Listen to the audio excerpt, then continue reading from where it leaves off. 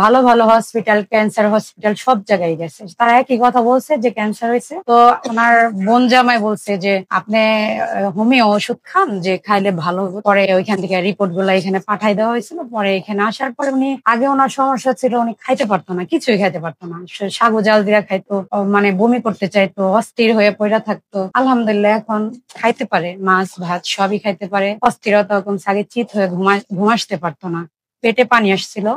তো এখন চিত হয়ে শুইতেও পারে, শ্বাসকষ্টের কোনো সমস্যা হয় না। আসসালামু আলাইকুম ওয়া রাহমাতুল্লাহি ওয়া বারাকাতুহু। সম্মানিত দেশবাসী, আমি cancer specialist doctor SM. Sarwar. বিশেষ করে আপনারা জানেন সারা ওয়ার্ল্ডের ডাক্তারদের যেখানে বক্তব্য ক্যান্সার হলে আনসার নেই, ক্যান্সার হলে একটি মরণবিধি, সেখানে আমি বলি ক্যান্সার, কিডনি, থ্যালাসেমিয়া, এইডস এই 4টি রোগ মরণবিধি নয়, সম্পূর্ণরূপে সুস্থ হয়। বিশেষ করে আমাদের এখানে একজন থ্যালাসেমিয়া রোগী আর জ্যোৎস্না আক্তার, উনি মাত্র 1 মাস ওষুধ সেবন করে আল্লাহর অশেষ রহমতে সুস্থ আছেন। উনি কিভাবে অসুস্থ হয়েছেন, কোথায় কোথায় চিকিৎসা করেছেন এবং কি অবস্থায় ছিলেন, আমরা ওনার কাছ থেকে জানবো।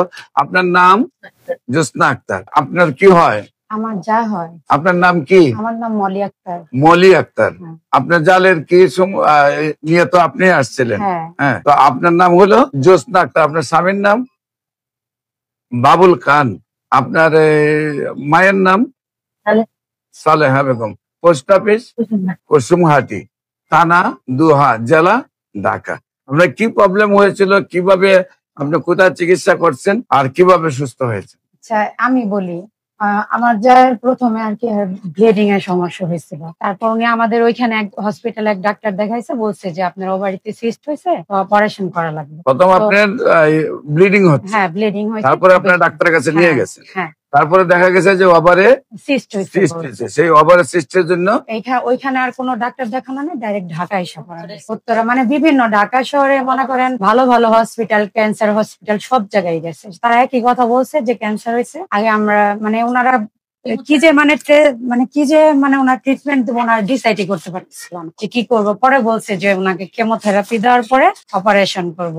তো ওনার বোন জামাই বলছে যে আপনি হোমিও ওষুধ খান, যে খাইলে ভালো হবে। তো ওইখানে একজনের দেখাইছিল, তো ওইটা আমার পছন্দ হয় না। উনি কোনো ডিগ্রি নাই, ওনার কিছু নাই। পরে আমি ভাবিরে বললাম, ভাবি আপনি যদি হোমিওপ্যাথি ওষুধ খান, এস.এম. সারের ওষুধ খান। তো আমি আবার এই যে রবিন ভাইয়ার ফেসবুকে ভিডিও পাইছিলাম, ওইখানে দেখছি। পরে ওইখান থেকে রিপোর্ট গুলা এখানে পাঠাই দেওয়া হয়েছিল। পরে এখানে আসার পরে উনি, আগে ওনার সমস্যা ছিল উনি খাইতে পারতো না, কিছুই খাইতে পারতো না। সাগু জাল দিয়া খাইতো, মানে বমি করতে চাইতো, অস্থির হয়ে পড়া থাকতো। আলহামদুলিল্লাহ এখন খাইতে পারে, মাছ ভাত সবই খাইতে পারে। অস্থিরতা কমছে, আগে চিত হয়ে ঘুমাসতে পারতো না, পেটে পানি আসছিল।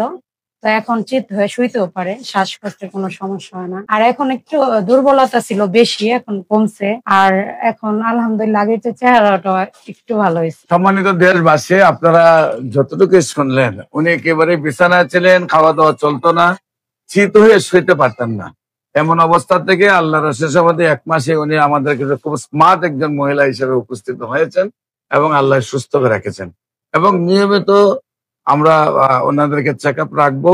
আপনারা দোয়া করবেন উনি যেন স্থায়ী ভাবে, সুন্দরভাবে আল্লাহ আজীবন ভালো রাখেন। ক্যান্সার, কিডনি, থ্যালাসেমিয়া এই 4টি রোগের জন্য যে কোনো সময় যে কোনো পরামর্শের জন্য আপনারা স্ক্রিনে দেওয়া নাম্বারে যোগাযোগ করবেন। আমাদের অফিস ভিজিট করার জন্য আমন্ত্রণ জানিয়ে শেষ করছি। সবাইকে ধন্যবাদ। আসসালামু আলাইকুম ওয়া রাহমাতুল্লাহি ওয়া বারাকাতুহু।